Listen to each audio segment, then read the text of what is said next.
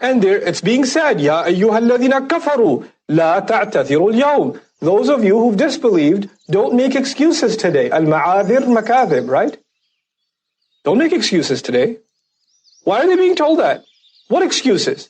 Well, the previous ayah said, you were already given what to believe. You have to believe there's a danger of fire, you have to protect yourself, you have to protect your family, you have to become proactive in doing so, you have to take practical, serious measures in doing so. If you didn't, you denied that warning. You're a disbeliever, at least in that warning. Don't make excuses now, don't act like you didn't know. You were told very much. Ayah 6 is enough proof that you were told. Ayah 7, don't give me excuses. إِنَّمَا تُجْزَوْنَ مَا كُنْتُمْ تَعْمَلُونَ. You're only being compensated the very thing you were up to. It's not any different. That's just your own behavior. The believer listens to these ayat with attention and is shocked. Allah in dunya is calling me from ayyuhal ladhina amanu, and if I don't get my act together, I will be addressed in the akhirah as ya ayyuhal ladhina kafaru. That rattles my mind. It shakes my heart.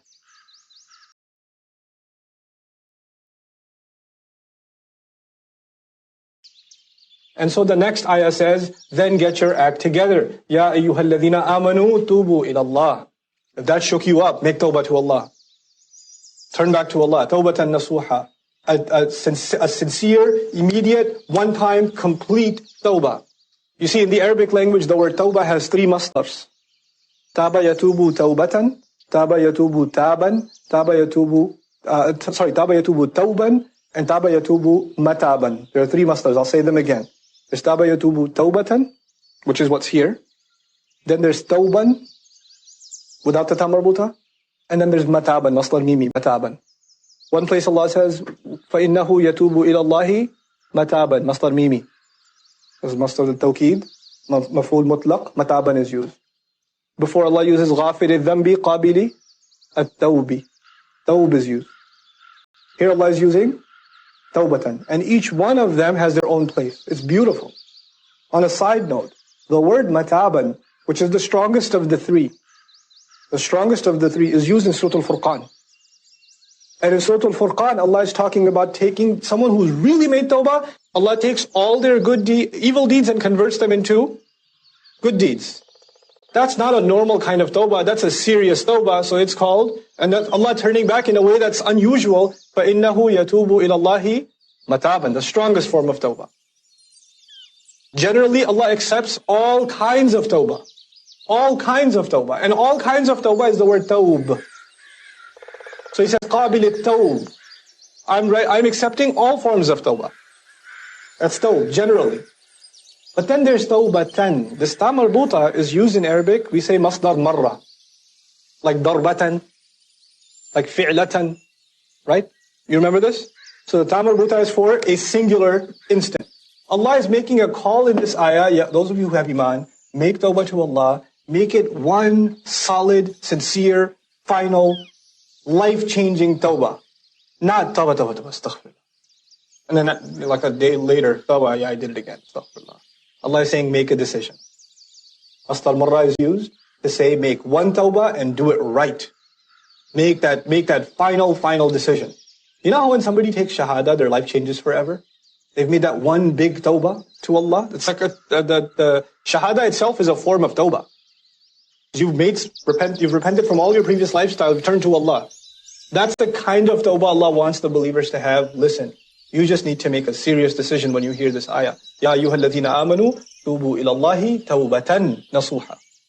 A sincere, nasuha itself actually includes the meanings of ikhlas. Mean it.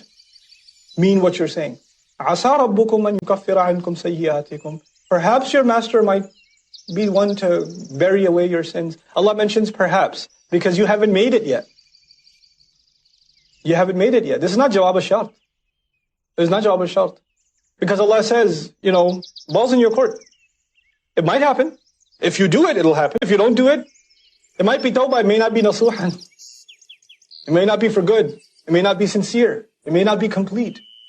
It may be seasonal, like a phase. Allah doesn't want a phase tawbah. Like, tawbah at Hajj is supposed to be nasuhan. But you're in the environment. You're seeing a Kaaba in front of you. Hopefully people around you are more crying than taking pictures of themselves. It's the scene. So tears come down your eyes and you make tawbah. But then a week later, 2 weeks later, a year later, you're not in the same scene. You're somewhere else. You're walking in the mall. You're hearing, walking by a filthy store. You have to look this way. Hopefully, But where is that tawbah now? So Allah says, make a serious decision. We have to change the course of life for ourselves and our families. We have to give it some really serious thought. Really, really serious thought. And this is the kind of conversation that husband and wife are supposed to have.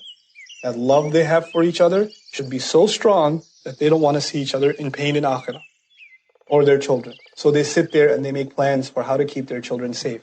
If you bought your house a security system, if you lock the door every time, if you don't let the kids go in the backyard because there's a swimming pool there, you want to save your children, don't go near the kitchen because there's a big knife there.